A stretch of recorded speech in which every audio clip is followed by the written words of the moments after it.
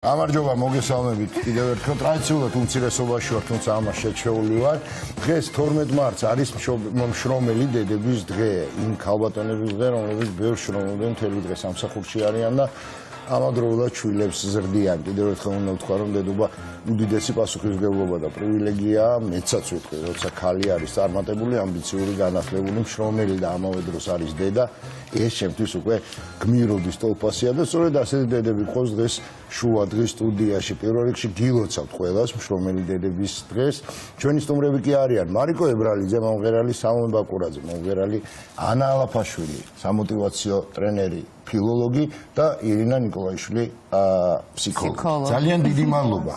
ძალიან დიდი მადლობა. შრომელო დედებო. მოგიწევთ ამ სტატუსით. ხო, ანუ რეალურად წლების განმავლობაში მშრომელი დედების რაოდენობა იზრდება. კი. და აი სინდისის კენჭნაც, ღელვაც, ნერვიულობაც, რომ ჩვენ ისე აღარ ვზდით ჩვენს შვილებს, როგორც ამას აკეთებდნენ ჩვენი დედები და ბებიები.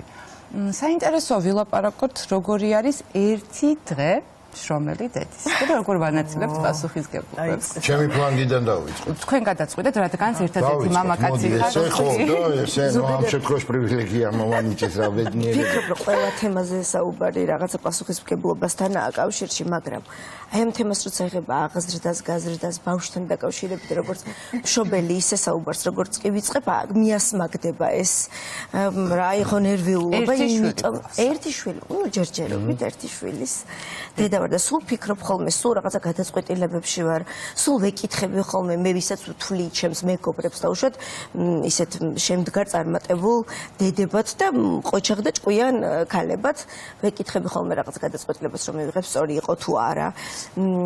და რაღაცა ერთხას მიუყვები. არ ვიცი ხა როგორია ასე. გააჩნია ჩემი დღის დატვირთულობას, გააჩნია იმ დღეს რა ხდება, რა გადაღება მაქვს, საკონცერტი მაქვს. ძალიან დატვირთულია, ამას ვაღიარებ. პრაქტიკულად ჩვენნაირი დატვირთულია გვაქვს. კი, და ხან რეგიონებში ხშირად. ხო, რა თქმა უნდა. კი, სტაბილურობასთან არ ვარ ახლოს, მაგრამ ნუ ბავშვობიდან მე ყოველ შემთხვევაში სანტის პატარაობიდანვე ავიღე, ნუ თქვა თვეებზე არ მაქვს საუბარი ბუნებრივია, მაგრამ რაღაცა ეს გზა ავირჩი, არ ვიცი რამდენად სწორი გადაწყვეტილება მივიღე. მერჩი უნდა რომ რაღაც დოზით მას ის კომფორტი, რასაც ქვია რაღაცა წვნიანი ჭამა ზუსტად 3 საათზე და ზუსტად 9-ზე დაძინება. ეს ცოტა გადამედო ამერია ეს გრაფიკი, მაგრამ ყოფილიყო ჩემთან ერთად. თუ კი მივდიოდი კონცერტზე, უშუალოდ გორში წამეყვანა და ჩემთან ერთად გაეტარებინა ის დრო, რაღაცა მეტი მეგონა ყოველ შემთხვევაში ასე ვფიქრობდი, რომ უფრო მეც ვაკეთებდი, ვიდრე რაღაც რეჟიმიდან ამოვარდნით დავუშავებდი ბავშვს.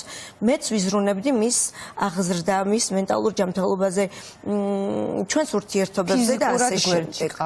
ფიზიკურად სალონში შენ შემთხვევაში ეს გამოდის, იმიტომ რომ თქვენ ორივე ხელოვანები ხართ და აი ხერ ხდება, აი დედები რომ წაყვანა ხერ ხდება ბავშვი. აი თქვენ შემთხვევაში, როდესაც თქვენ გაქვთ აი ესეთი გიწევთ სხვებთან მუშაობა 10-დან რაღაცა 6-მდე სამსახური გაქვთ. იქ უკვე რთული ალბათ ბავშვის მიყვანა, ხო? რამდენად ახერხებთ თქვენ? მოგესალმებით პირველ რიგში, მივესალმებით ჩვენს მაყურებელს. მიულოცავ ყველა მშრომელ ქალბატონს დღევანდელ დღეს. ნამდვილად გმირობის ტოლფასია, ვაშესავეთ ახმები, იყო წარმატებული ქალი და ამავდროულად დედა. მე ამ შემთხვევაში ვცდილობ, რომ აი არასამუშაო საათები და ის ასე ვთქვათ უქმე დღეები მაქსიმალურად შემშულებთან ერთად გავატარო. აი ფსიქოლოგი ძალიან საინტერესოა, რას გეტყვის, თუმცა მე თვითონაც ძალიან ბევრს ვკითხულობ ამ თემასთან დაკავშირებით, იმიტომ რომ ვფიქრობ, რომ დედობა რა თქმა უნდა ინსტინქტია, მაგრამ ძალიან ბევრი რამ უნდა ვისწავლოთ, განსაკუთრებით თანანდელ თაობასთან, კი, რა თქმა უნდა. ამიტომ ალბათ დროის ასე ვთქვათ გატარებასთან ერთად ხარისხიანი დროის გატარება უნდა გამოვიყენოთ და ვისწავლოთ ჩვეულება, იმიტომ რომ ბავშვთან ერთად იყო, მაგრამ ტელეფონს სკროლავდა და მას არ უთმობდა დროს. ამიტომ გადავინაცვლოთ ხარისხიან დროზე. სასაუბროთ ყველასთან მაქვს დედებთან. ესეთი კითხვა, თუ ყოფილა თქვენს ცხოვრებაში ისეთი მომენტი, როდესაც გიგრძნიათ სინდისის კენჭნა, იმიტომ რომ გამოტოვეთ ბავშვისთვის რაღაცა მნიშვნელოვანი ამბავი. ზეიმი მაგალითად ბაღის ზეიმი, ან პირველი ნაბიჯები, ან მაგალითად არ ვიცი, რაღაცა მოვლენა, რაც მის ცხოვრებაში იყო მნიშვნელოვანი და თქვენ იქ არიყავით. ყოფილა ესეც. ძალიან მაგარი კითხვა და ერთს დავამატებ, ნინცამ დაიწყო საუბარი არცეოს პროფესიების, სადაც ნორმირებული სამუშაო დღე არის, პირობითად ავიღოთ 9-დან 6-მდე, მაგრამ თქვენ პროფესიას ეს არ ახლავს, ისევე როგორც ჩვენ პროფესიას ხო. ამ შემთხვევაში ხო, პრაქტიკულად შეუძლებელია რაღაც დაგეგმარება, ხო? აი მარიკო, ეგ მინდა კითხო. ეს არის ალბათ ჩემი აზრით ყოველ შემთხვევაში ეს გაგზელება ნინცას კითხვის ერთ-ერთი უმთავრესი დისკომფორტი, როდესაც თუნდაც ბავშვის ზეიმი აქვს და შენ გიწევს კონცერტის საფრანგეთში. აი, იცით რა არის, მაგ შემთხვევაში ალბათ წინაპირობა ჯობია რომ რაღაცნაირად მოამზადო, საფუძველი ჩაუყარო ამ ყველაფერს და საკუთარი თავით, იმიტომ რომ შენ თუ ამ ყველაფერზე ინერვიულებ, რაც არ უნდა რაღაცნაირად ისეთი გარემო შეუქმნა ბავშვს, რომ არ ინერვიულს, შენი ემოციები მაინც გადასდის ბავშვს რა. ამიტომ მაგალითად ვთქვათ, აი ზეიმამდე რეპეტიციაზე წავყოლილ ვარ, ვთქვათ, დემეტრეს ან დანის, ვთქვათ, მივდივართ ახლა რეპეტიცია გაქვს და იცი რა აი შენ რო ზეიმი გექნება, მე მაგ დროსაც რეპეტიცია მაქვს და შეიძლება რომ ვთქვათ, ახლა მე შენ რეპეტიციაზე წამოვიდე და მე შენ რო ზეიმი გექნება, ან მამა წამოვა, ან დეიდა წამოვა, ან ბებია წამოვა და მე ჩემს რეპეტიციაზე ვიქნები თუ შეიძლება და ადი კაცო შენ დადებითი რეაქცია. რა თქმა უნდა, წინასწარ რაღაცნაირად საფუძველი უნდა ჩაუყარო იმ ყველაფერს, რომ თქვათ ესე შენ ერთი ხელის მოსვლით არ ეცლები ბავშვს ხელიდან რა. მე ესე მგონი, არ ვიცი, აი ყავს რავი. ფსიქოლოგი ხო, ეჭვებში კითხვის ნიშნის ქვეშ დავაყენეთ აქ უკვე ამ საუბრის დროს ყველა მერე ხო და წიწილებს ბოლოს დავიცვით. არა, აუცილებელია, იმიტომ რომ ძალიან საინტერესო ამ შემთხვევაში ჩვენ ხო საუბრობთ ბავშვების რეაქცია როგორი უნდა იყოს დამოკიდებულება და მათი მიდგომა ამა თუ იმ საკითხთან და განსაკუთრებით როცა დედები არ არის. მე ესეთი რაღაც დედა მაინც ხო ფენომენია. მე იდეალური დედა მყავს და მყავდა, არც ერთი ზეიმი არ გაუცდენია და მხოლოდ ერთხელ მოვიდა ესეთი ამბავი, რომ ძლივს ლექსი ვისწავლე და მაინც იმ ზეიმზე დააგვიან. თუმცა მოვიდა. ახლა დედა იყო, რომელიც ყოველთვის გვერდში მყავდა, მაგრამ აი ეს ერთი შემთხვევა მახსოვს და ეს როგორი ეხლა ხვდები ამ ხალი ვარ და ხვდები რამდენად არასწორი, რამდენად უმადური დამოკიდებულება იყო. თუმცა ბავშვები რაღაცნაირად ძალიან ცუდად ვიმახსოვრებთ ამ ყველაფერს. მოდით თქვენთან დავიწყოთ საუბარი. რა როლი აქვს დედას? ოღონდ ვილაპარაკოთ აი ამ ახალ თაობაზე, ახალი თაობის დედაშვილურ ურთიერთობაზე, იმიტომ რომ განსხვავდება ხო ფორმატი იდეაში. მოგესალმებით, კიდევ ერთხელ მადლობა მოწვევისთვის. სანამ თქვენს კითხვას ვუპასუხებ, დაგეთანხმებით. ჩვენ აქ არ ვართ იმისთვის, რომ თქვენ დამნაშავის სავარცხელში ისდეთ და მე მოსამართლე. არ გაგასამართლეთ. პირიქით, თავს გრძნობ ძალიან კომფორტულად, რომ ასეთ არაჩვეულებრივ დედებთან მომიწია და ჩვენი ჩარების გარეშე მათ იდეალურად ართმევენ თავს და სწორ გადაწყვეტილებებს ხდებოდა.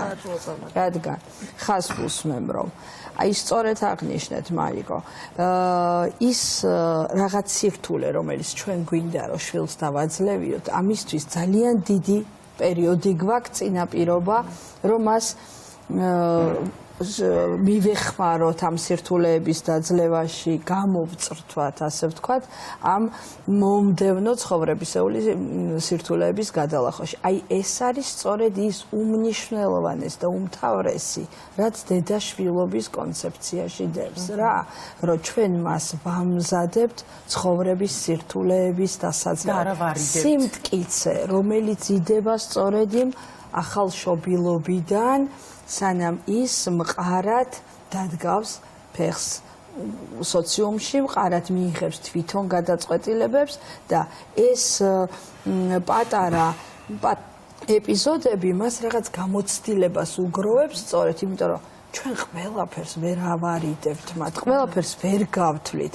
სწორედ იქ უშვებს მშობელი შეცდომას, როდესაც მას გონია, რომ აი ეს შემოსაზღვრულობა, რაღაც უსაფრთხოების ზედმეტი გადაჭარბებული მზრუნველობა მას გარანტიას უქმნის სამომავლო დაცულობისგან. ეს არის მცდარი მოსაზრება. თქვენ გულისხმობთ ფინანსურ უზრუნველყოფას? არა, მე გულისხმობ, რომ აი თუნდაც ხშირად გქონიათ თითოეულ თქვენგანს, რომ პატარა საფეხურზე არის ასასვლელი, რაღაც გამოწვევა აქვს საქანელაზე, როგორც ხვები შვებიან თუ დაუშვათ რაღაცა ასაწყობია და იმის ინტერესი აქვს რომ დაძლევს და შენ ამ დროს შეძლების დაგვარად უსაზღვრავ ამ კომფორტს უქმნი, რომ იცი, მოდი ამაზე არ ახვიდე, იტკენ რაღაცას, ან მოდი ეს დიდების არის და არა აწყო, რომ თვლი იმ წუთას, რომ რაღაცნაირად უზრუნველყოფ მის დაცლობას. ამ დროს ესე არ არის, შენ პირიქით მხარში უნდა დაუდგე, რომ მოდი ერთად თანაგრძნობა არის უმთავრესი, აი თქვენ სწორედ აღნიშნეთ, მინდა ამაზე იმიტომ ვაკეთებ ხაზგასმას, რომ შენ როდესაც მის რეპეტიციაზე უთანაგრძნობ და წარმატებული გამოსვლა ექნება თუ შეეშლება და მის გვერდზე ხარ, ის აუცილებლად გითანაგრძნობს შენ, როდესაც ის თქვენ არ იქნებით მის გვერდზე ზეიმზე. და ერთი ხო არ არის ეს ზეიმი, ხუთია და აი ეხლა თქვენთან გადმოვიდეთ. აი სამწუხაროდ ზუსტად ესე არის მოწყობილი, რომ 1000 ხშირად მშობლები მასე მომმართავენ, რომ აი ყველაფერს usრულებ, ყველაფერი გაუკეთე, რასაც ვთხოვს უკვე, აი ერთხელ არ ვიყავი და იმას არ მპატიოს. მოდით, ყველამ ჩავიხედოთ, მინუცად თქვენი არ იყოს გულში. ზუსტად ის ერთი გვამახსოვრდეთ. აი დედები, რომელიც არიან ძალიან ჩართულება, ჩვენი დედები აქ სალომე თანატარებს ბავშვს დაბადებიდან ყველა თქვენ ესე იგი უგეგმავთ ხვდებით რომ ვერ იქნებით, უთან ხვდებით, თქვენ ამბობთ რომ რაც კი თავისუფალი დრო გაქვთ სამსახურის მიღონ სულ ბავშვს, ხო, იდეალური დედები. მაგრამ არსებობენ დედები, რომლებიც ნაკლებად უთმობენ თავის შვილებს დროს. ეს უკვე ხასიათისთვისება. არ ანიჭებენ ამას პრიორიტეტს. ეს ბავშვები რატო გიზდებიან ძალიან მადლიერები? ეს არის ის, აი ხა ყველა მაყურებელი ზუსტად ვიცი, რომ ხო, ამოიცნეს თავის თავი. არა, მე მქონია რა, ვიღაცა მაგალითად მე უფრო ნაკლებს შვები, მაგრამ ჩემი შვილი უფრო მიჯერებს და მაგალითად ჩემი რძალი უფრო ჩართულია და იმას ნაკლებად უჯერებს. რატო ხდება ეს? გაცვეთის ურთიერთობების გაცვეთის პრინციპი მუშაობს. ანუ ავტორიტეტები, რომლებსაც შვილები ასე თუ ისე თავიანთვის იქმნიან, ვისთან მორჩილებაშიც არიან, რა ქმნის ამ მორჩილებას და ავტორიტეტს? ჩვენი ხშირი გადაკვეთის წერტი. როდ ბავშვთან ყოფნა არ ნიშნავს იმას, რომ ერთ ტერიტორიაზე ხარ, შენ ოჯახია მესმის, ყველა დატვირთულები ვართ, 1000 საქმე ავალია ქალს ფუნქციურად, მეუღლეს ყურადღება უნდა მიაქციოს, საოჯახო საქმიანობით დაკავდეს, იგივე იმ შვილების სისუფთავე უზრუნველყოს თუ 1000 რამე თავის საქმე აქვს, რაღაც მისახედი, ხო? აი ეს ისე უნდა მოხდეს, რომ თუ ხარ კონკრეტულად ბავშვთან არ ნიშნავს იმას, რომ სარეცხს რეცხავ, თუ სადილს აკეთებ, თუ რაღაც მეილს პასუხობ და აგზავნი, რომ ტერიტორიაზე იმყოფები და თავს გრძნობ, რომ აი სახში ვიყავი მთელი დღე და ბავშვთან ვიყავი. ეს რა თქმა უნდა არის მცდარი აზრი. შენ ჯობია იყო 10 წუთი, 15 წუთი, ნახევარი საათი და იყო იმ ემოციური დატვირთვით, რასაც ის შენ გთხოვს. მქონია ესეთი ბევრი შემთხვევა, რომ აი ძიძის აყვანას მერჩივნა სახლიდან მუშაობდი და ქონდა ჩართული ტელევიზორი მთელი დღე ბავშვს. დღეს ის მოდის პრობლემით, რომ მას მეტყველების შეფერხება. ანუ ბავშვის ყურადღება გადაქონდა ტელევიზორზე, ასე გამოდის, ხო რა ხა თვითონ. და მესმის ყველას არა აქვს. ჩვენ ხო ესეთ ყველას კი არა მე რამდენჯერ გამიკეთებია. ეს ხო არ არის აქსიომა, როცა ვლაპარაკობთ ესეთ ფსიქოლოგიაზე მით უმეტეს. ნუ უნდა ეცადო ყოველ შემთხვევაში სჯობს ის ნახევარი საათი დედა დაიხმარო თუ ამის რესურსია, ბებია დაიხმარო, ძიძა გყავდეს, თუნდაც რაღაცა მომენტში თუ არსებობს, რა თქმა უნდა, და თუ არ არსებობს, სჯობს რომ აი ესეთი ჩანაცვლება 24 საათიანი დაუშვათ, რაც ზიანს აყენებს მე არაერთი შემთხვევა მყავს ასე ჭოჭინაში და მანეში ჩასმული ბავშვი ტელევიზორთან მჯდომი, დედა აბსოლუტურად მშვიდად არის და გძნობს, რომ იყო მასთან და არც ძიძაყოლია და არც დამხმარე, მაგრამ ბავშვს აქვს მეტყველების სერიოზული შეფერხება. თუმცა მეტყველების შეფერხები ზოგადად ძალიან გავრცელებულია, მას შემდეგ რაც გამოჩნდა iPad-ი, ტელეფონები, სმარტ-ტელეფონები და სხვა თემა და ჩართულობას გულისხმობ უშუალოდ. აი ამ ჩართულობიდან მინდა ერთ ძალიან მნიშვნელოვან თემაზე გადავიდე, ანასთან მინდა კითხვით გადმოვიდე, мотивация და სტიმული, იმიტომ რომ ადამიანების უმრავლესობისთვის დედები და მე ბედნიერი ვარ, რომ თქვენ ხართ თქვენი შვილებისთვის მთავარი мотиваტორიც და მასტიმულირებელიც გასაკვირველია. რა აი ეს мотиваციის და მე ვიცი რომ თქვენ კარიერაში იყო ხო ასეთი მომენტი, როდესაც ბავშვმა თქვენი სერტიფიკატი წაიღო სკოლაში და ხო ანუ ეს ხო მისთვის ერთ-ერთი უმნიშვნელოვანესი ალბათ დღე იყო ცხოვრებაში, იმიტომ რომ დედის სერტიფიკატი წაიღო და ჩვენა როგორ ამაყობდა ხო ამ მომენტში. კი, ნამდვილად იყო ასეთი შემთხვევა, როდესაც ანუ სამსახურში გადმომცეს თვის საუკეთესო გაყიდვების მენეჯერი იყო ეს პოზიცია და მოკლედ შემდგომ ანუ მას მე ეს ამბავი არ ვიცოდი თვითონ არ ვთქვენს, მას სწავლულმა მითხრა რომ მოკლედ სკოლაში ესე დაატარებდა კლასელებს საჩვენებდა და აი სწორედ მანდ მივხვდი რომ ნუ რაღაც მომენტში აი ასე თქვა ძალიან საინტერესოა ფსიქოლოგიც რას გვეტყვის დასაწყის ეტაპზე როცა მე სამსახური დავიწყე და საკმაოდ დიდი ხნით მოვცილით ჩემს შვილებს მქონდა ის რაღაცა თვითგვემის მომენტი რომ აი ჩემს შვილებს ამით ხომ არ ვაკლებ უფრო ხომ არ ჯობია რომ მათთან უფრო მეტი დრო გავატარო ალბათ ყველა დედას ქონია ეს ემოცია. თუმცა აი მაგ მომენტში მივხვდი რომ ეს ძალიან სწორია. პირველ რიგში შენ უნდა იყოს შვილისთვის იმის მაგალითი რომ წარმატებით და ასე ვთქვათ შრომით ძალიან ბევრი რაღაცა მიიღწევა და გარდა დედობისა მისთვის უნდა იყო მაგალითი. იმიტომ რომ აი პირობითად ვამბობ ახლა მეც ამიკითხავს და მე თვითონაც პრაქტიკაში ახლა მე თუ ჩემს შვილს ვეუბნები რომ მოდი რა წიგნი წაიკითხე და მას ცხოვრებაში არ ვნახივა რომ მე ვკითხულობ ის ამას არ გააკეთებს და ერთჯერადად და დღევანდელი თაობას ხოთ შორის მოგიტრიალდება და გეტყვის რომ შენ რატომ არ კითხულობ. ამიტომ ჩვენ რასაც სარკეა კი ანუ მოკლედ თუ გამოგვივიდა ამ ბავშვებს უნდა ბავშვები არ მომისმინო ხიხო ამას წინებს მქონდა ბედნიერესი წამები ჩემი შვილი 13 წლისაა და ნუ მოკარტატეხის ასაკია რაღაცა არ იმჩნევს არც ჩემ წარმატებას არაფერს არ ვარ არანაირ თუ ვიყავი ადრე ავტორიტეტი მოვიდა ხა კარტატეხისა მაგრამ ასეთი რაღაც ვეუბნებოდი მეთქი დედა მეთქი იმან არ მოგატყუოს არ მომწონს ახლა ეს კლასში ჩარეული ვარ რა ხდება მეთქი არ მოგატყუოს მეთქი იმ ბავშვმა მეთქი და მეუბნება დედაო მეო პოლიტიკოს შვილი ვარო და ჟურნალისტის შვილიო აი მართლა გული გამიჩერდა იმიტომ რომ არასოდეს არ მაქებს და ეს არა აქვს მაგრამ აი რა სიმაღლეებზე დამაყენა დედა და მივხვდი რომ აი სულ თუ ნერვიულობდი რომ აი რომ ვაკლებ ამ ჩემ შვილს და რომ არ ვარ და აი იქ რომ ისე და აი იმ დედას რო სკოლაში მიყავს და გამოყავს და მე რო სკოლიდან ვერ გამომყავს იმიტომ რომ აქ დროს მუშაობ მან მივხვდი რომ სინამდვილეში მე რაღაცა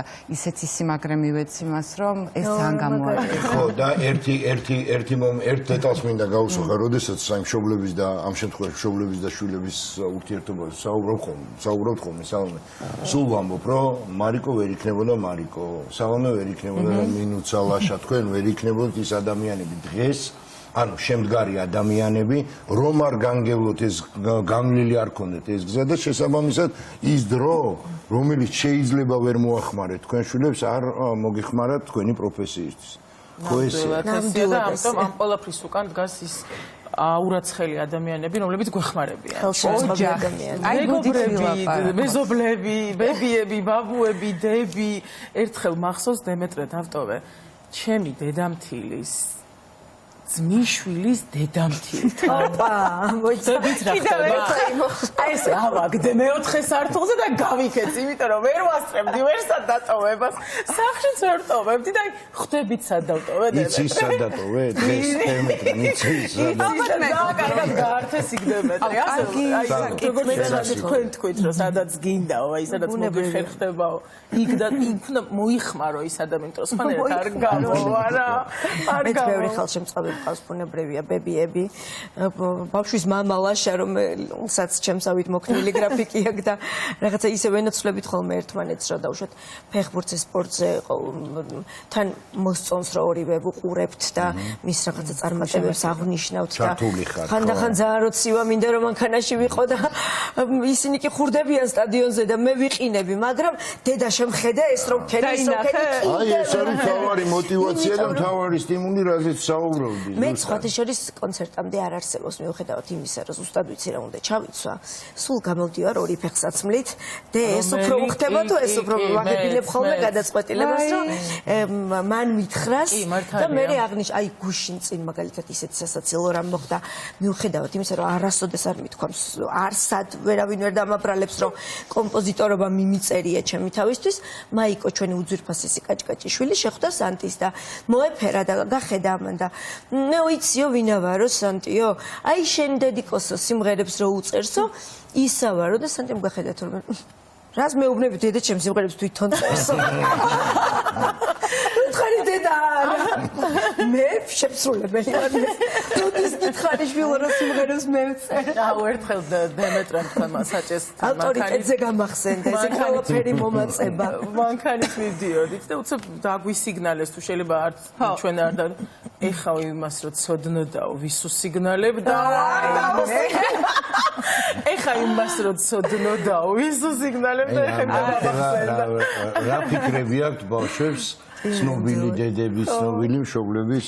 მაგრამ ვაშა ჩვენ ხო ყველანი გაზრდილები ვართ იმ დედების და იმ ბებიების, რომლებმაც მიიღეს ძალიან შეგნებული, ღირსეული, ვაჟკაცური ვიტყოდი გადაწყვეტილება, რომ მთელი მათი ახალგაზრდობა, მთელი მათი დრო დაეთმოთ შვილების აღზრდაზე და მე მინდა აი ვისარგებლოთ ამ შესაძლებლობით, რომ ჩვენ სტუდიაში ვართ და წამყვანები ვართ და მათ დიდი მადლობა ვუთხრათ, იმიტომ რომ მე მყავს ძალიან ბევრი მეგობარი ჩემს ირგვლივ, რომელმაც შეგნებული გადაწყვეტილება მიიღო, რომ გაეზარდათ შვილები და ამაში უდიდესი ბედნიერება და უდიდესი წარმატება იპოვნეს და ყოველთვის ჩემთვის აღფრთოვანების წყარო იქნება ის ქალები, რომლებიც აი ესე თელ თავის ცხოვრებას უწევიან მოჭრას. კი და ცოტა დრო გვაქვს დარჩენილი და ქალბატონო თქვენ მინდა კითხოთ აქ საუბარი იყო რომ მქონდათ ან ამ თქვა რომ თვითგვემა მქონდა რომ ბავშვებთან იმდენ დროს ვერ ვატარე. თქვათ შორის არ მეგულება ადამიანი ვისაც ასე არ ქონდეს, ამიტომ მე მაინტერესებს როგორ ვიქცევით ამ შემთხვევაში, როდესაც ეს გზნობა შინაგანად გვეუფლება თითოეულ ჩვენგვანს, რომ ჩვენ შეგვეძლო გაცილებით მეტი დრო, მეტი საათები გაგვეტარებინა ჩვენ შვილებთან ერთად, მაგრამ ეს ვერ გენატრება. ხო. ისე ვიქფრონდები, აუცილებლად ყველა დედა დედობისთვის უნდა მოემზადოს. დედობა არ არის პროფესია. დედობა არის შინაგანი მზაობა იმისთვის, რომ რაღაც ხვედრია ეს.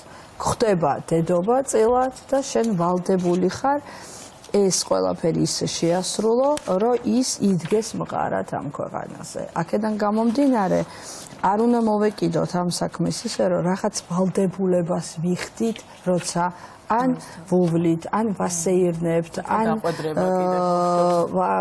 ვაჭმევთ, ან სადღაც რაღაცას ვყიდულობთ.